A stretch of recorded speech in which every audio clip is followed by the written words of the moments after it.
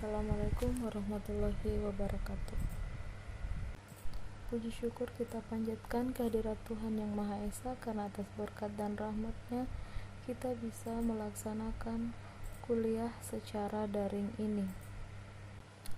Langsung saja kami dari kelompok 2 akan menyajikan sebuah video tentang penjelasan mengenai unsur golongan 4.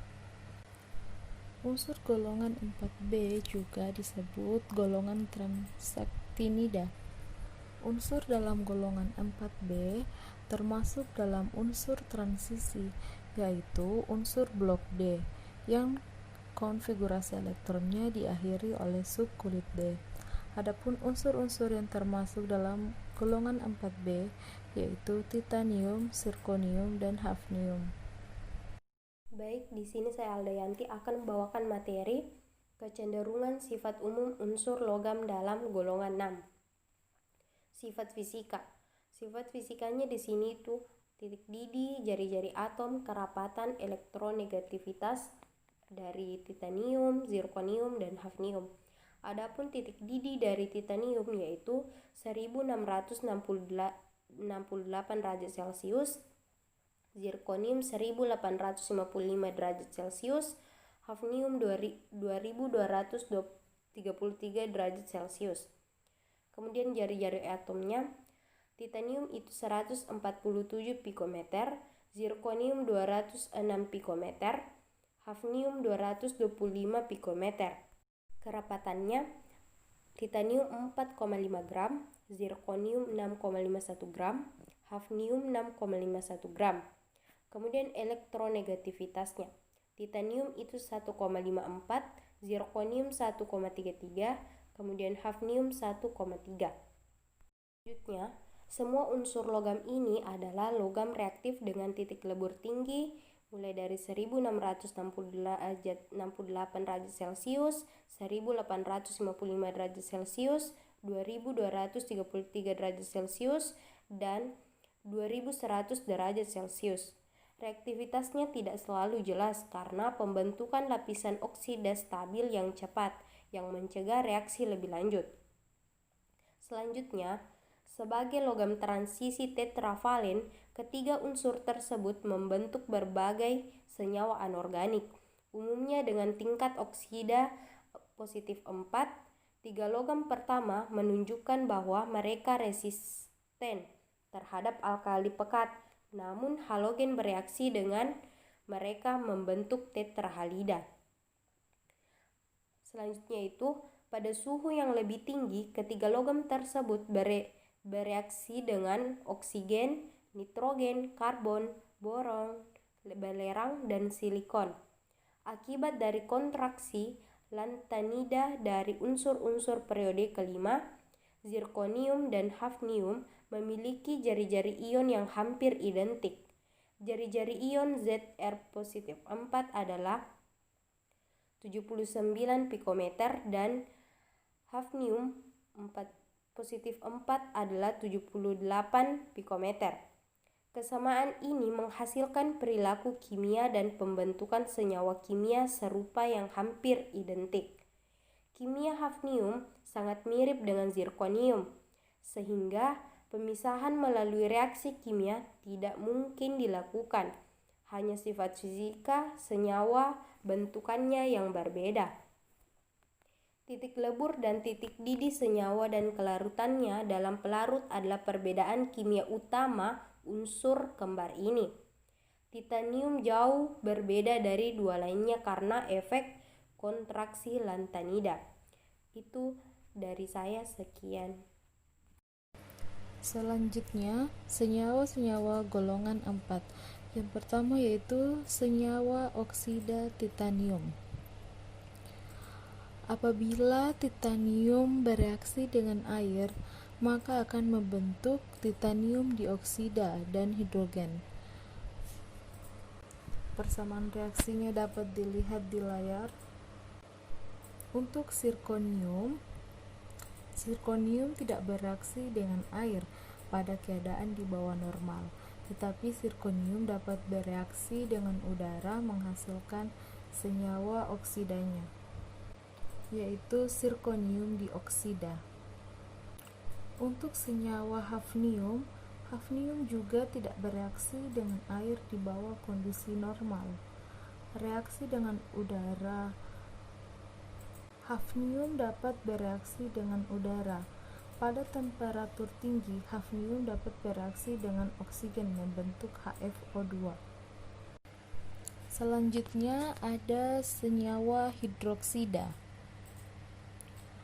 Titanium 4 oksida terhidrat dapat diperoleh sebagai endapan putih hasil reaksi dari Ti4+ dengan basa. Menurut persamaan reaksi, Ti4+ ditambah 4OH- ditambah H2O menghasilkan TiO2 kali NH2O. Zirkonium 4 oksida dapat diperoleh sebagai endapan putih gelatin dari reaksi larutan zirkonium 4 dengan basa seperti halnya oksida titanium. Menurut persamaan reaksi, Zr4+ ditambah 4OH- ditambah dengan H2O akan menghasilkan ZrO2 dikali NH2O.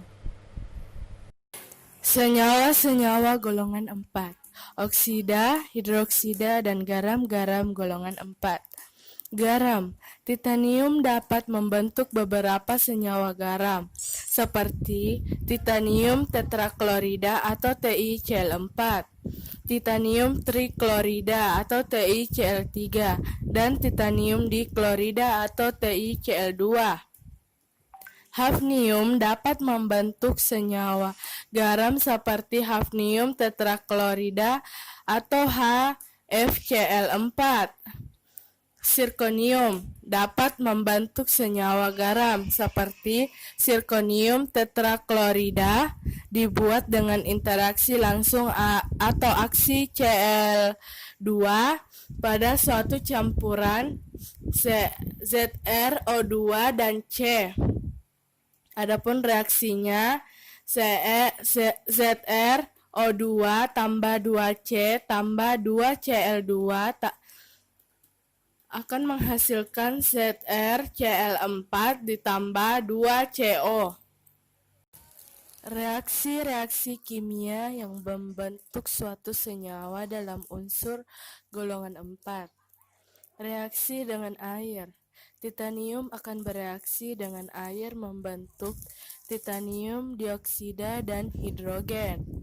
Adapun reaksinya, Ti tambah 2H2O menghasilkan TiO2 tambah 2H2. Reaksi dengan udara. Ketika titanium dibakar di udara akan menghasilkan titanium dioksida dengan nyala putih yang terang, dan ketika dibakar dengan nitrogen murni akan menghasilkan titanium nitrida.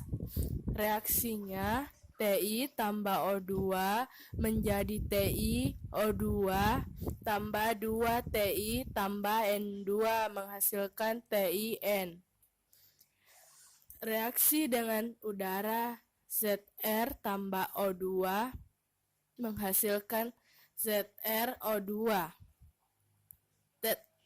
Tetraklorida dibuat dengan interaksi langsung atau aksi Cl2 pada suatu campuran ZrO2 dan C.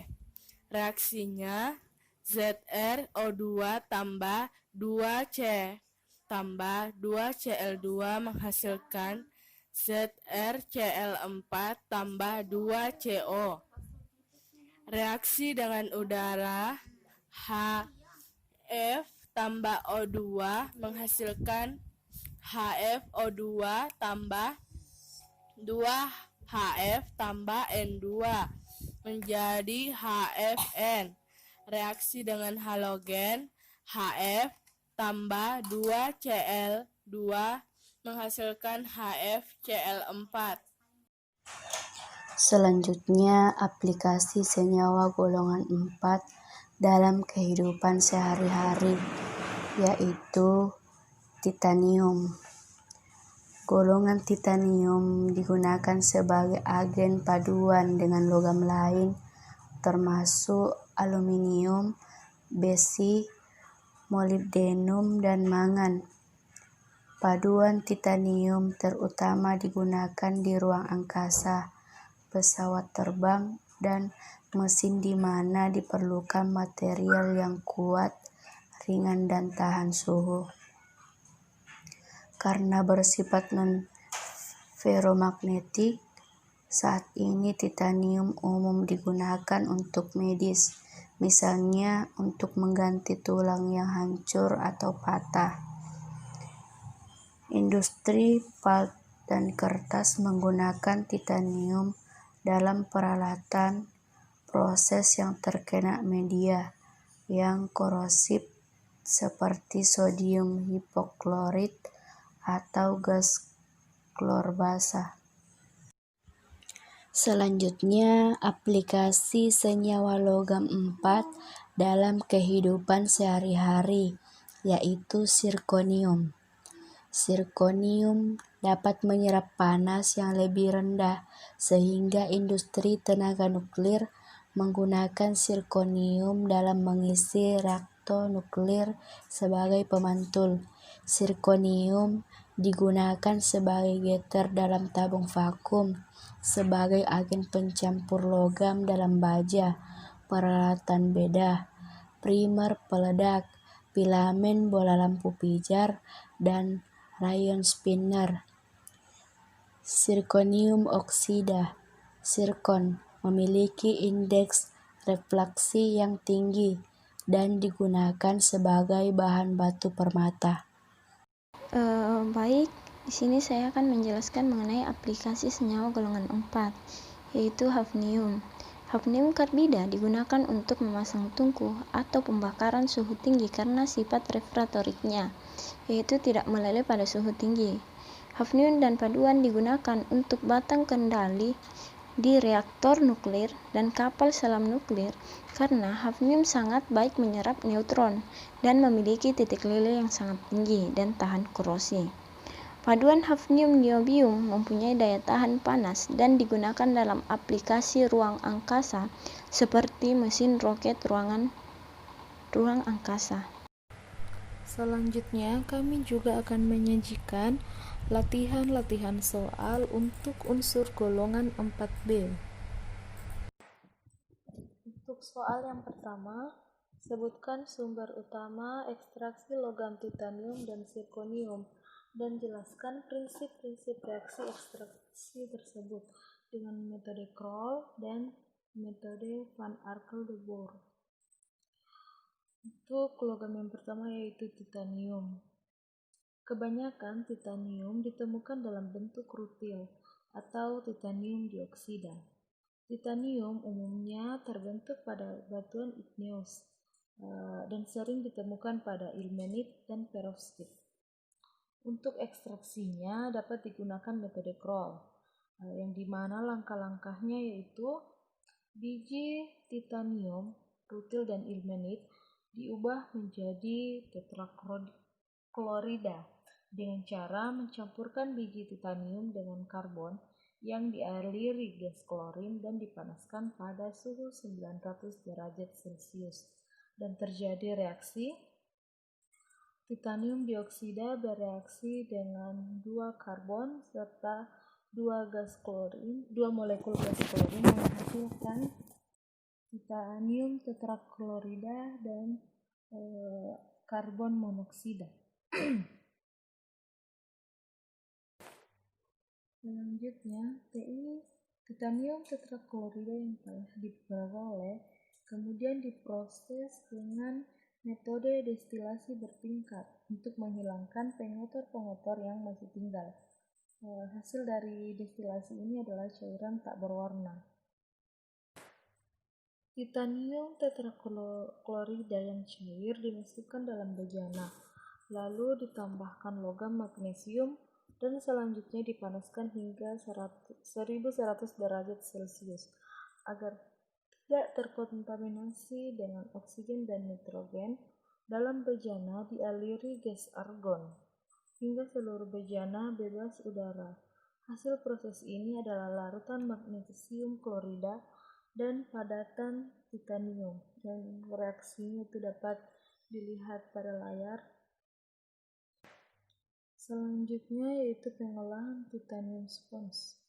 Padatan titanium dikeluarkan dari bejana, lalu dibilas dengan air dan larutan asam klorida untuk menghilangkan kelebihan magnesium dan magnesium klorida. Hasilnya berupa logam titanium yang berpori yang disebut dengan spons.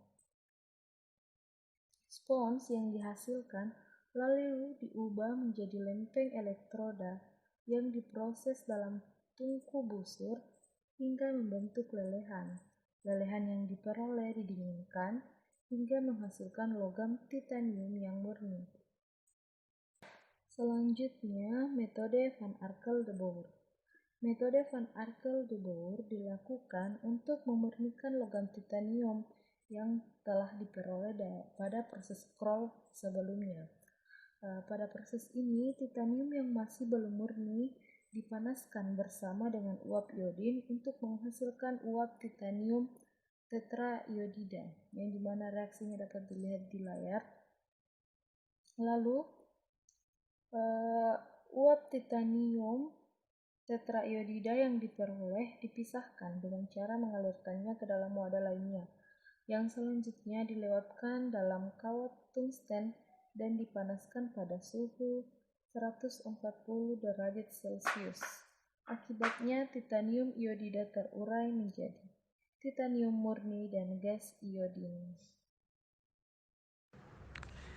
Ya, di sini saya akan menjelaskan sumber utama ekstraksi logam zirkonium dan prinsip-prinsip reaksi ekstraksinya. Sumber utama zirkonium yaitu mineral zirkon dan bedeleit. Nah, untuk memperoleh logam zirkonium, biji bedeleit diproses menurut metode seperti pada titanium, yaitu proses Kroll. Adapun reaksinya dapat dilihat pada slide. Nah, pada tahapan ini, kira-kira 2% pengotor yaitu hafnium tetraklorida dapat dipisahkan dari zirkonium tetraklorida dengan sublimasi fraksional. Nah, fraksi senyawa hafnium menyublim pada sekitar 319 derajat Celcius dan senyawa zirkonium menyublim pada sekitar 331 derajat Celcius. Kemudian, zirkonium tetraklorida murni direduksi dengan logam magnesium. Adapun reaksinya dapat dilihat pada slide. Nah, metode Van Arkel-de Boer, zirkonium dipanaskan dalam wadah yang dievakuasi dengan sedikit iodin hingga temperaturnya mencapai 200 derajat Celcius. Dengan ZrI4 yang dihasilkan menjadi fase uap. Nah, pada senyawa ini kemudian dipanaskan dengan filamen wolfram pada sekitar 1300 derajat Celcius hingga menjadi dekomposisi.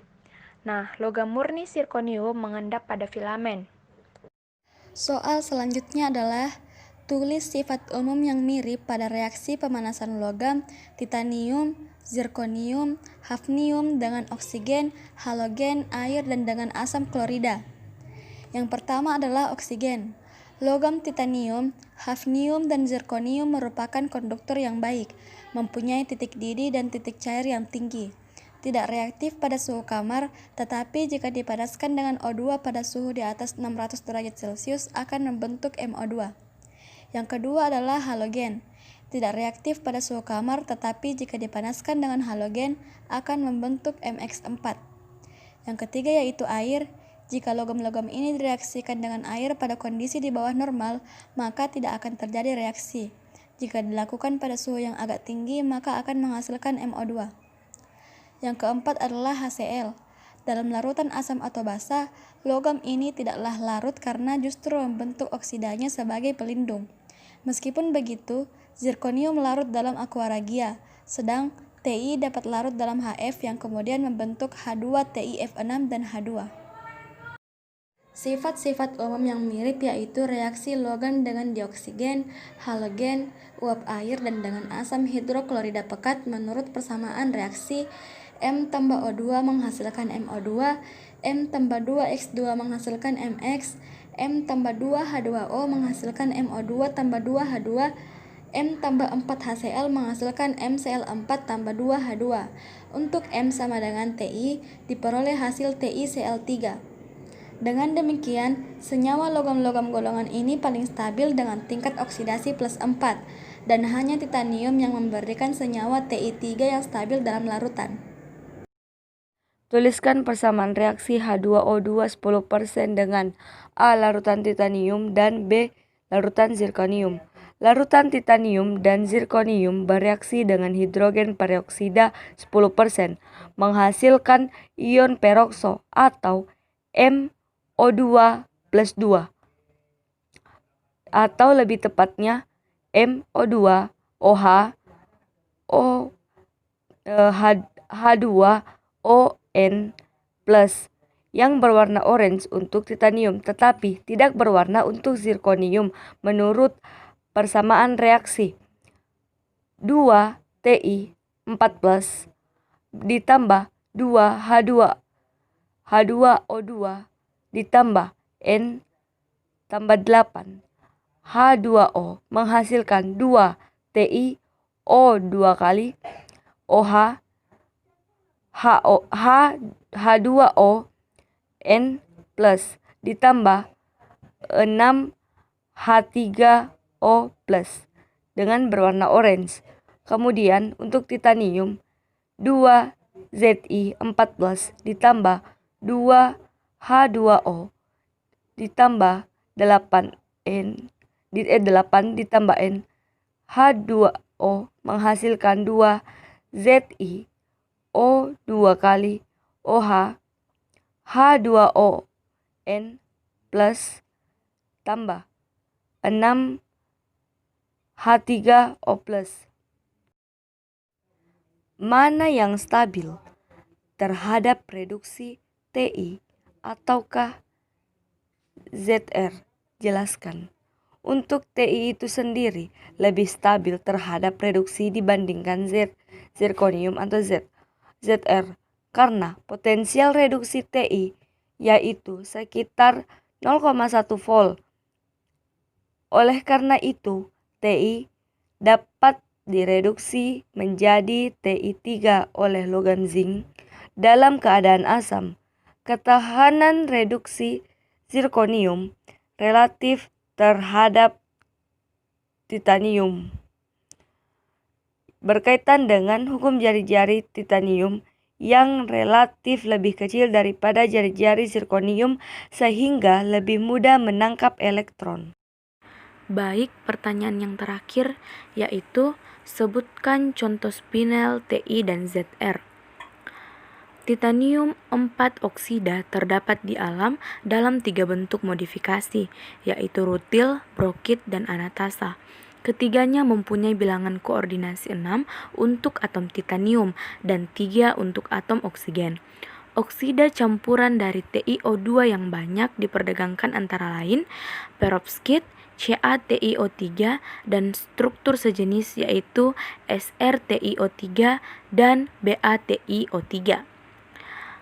Titanat yang lain mempunyai struktur spinel yaitu Mg2TiO4, Zn2TiO4, dan COTiO4. TiO4 dengan H2 pada temperatur tinggi diperoleh titanium 3 oksida TiO2 yang berwarna violet. Oksida campuran dari ZrO2 yang disebut sebagai zirkonat dapat dibuat dari campuran antara oksida, hidroksida, dan nitrat dari logam-logam lain, mirip senyawa zirkonium yang dibakar pada suhu 1000 sampai 2500 derajat Celcius. CaZrO3 bersifat isomorfi dan dengan perovskit. Struktur spinel dari M11ZrO4 juga telah dikenal. Alhamdulillah, itulah tadi pemaparan materi yang dapat disampaikan oleh kelompok 2. Semoga apa yang disampaikan dapat bermanfaat bagi teman-teman semua, khususnya kami pribadi. Apabila teman-teman memiliki pertanyaan, silahkan diajukan pada forum yang tersedia di MIPALEN. Akhir kata, terima kasih. Wassalamualaikum warahmatullahi wabarakatuh.